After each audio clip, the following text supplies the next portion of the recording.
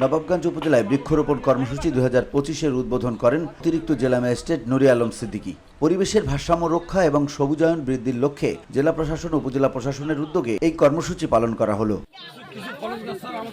সকাল থেকেই নবাবগঞ্জ উপজেলার বিভিন্ন এলাকায় গাছের চারা রোপণ শুরু হয়। উপজেলা প্রশাসনের কর্মকর্তারা সাধারণ মানুষ এবং শিক্ষার্থীদের সাথে নিয়ে বিভিন্ন সড়কের পাশে শিক্ষা প্রতিষ্ঠানের প্রাঙ্গণে এবং জনবহুল স্থানে চারা রোপণ করা হয়। স্থানীয় জনপ্রতিনিধিরাও এই মহতী কর্মসূচিতে অংশ নিয়েছেন।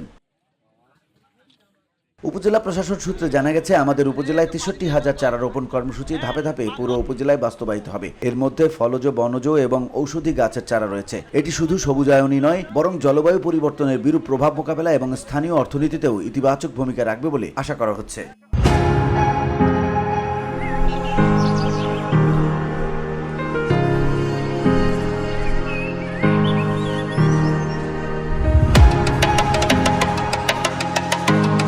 নবাবগঞ্জ উপজেলা প্রশাসনের পক্ষ থেকে জানানো হয়েছে, এই কর্মসূচি সফল করতে সর্বস্তরের মানুষের সহযোগিতা চাওয়া হয়েছে। তারা আশা করছেন এই উদ্যোগের মাধ্যমে নবাবগঞ্জ উপজেলায় একটি সবুজ ও স্বাস্থ্যকর শহর পরিণত হবে। উপজেলা প্রশাসন এই কর্মসূচির সার্বিক সফলতার জন্য নিবিড় তদারকি করছে।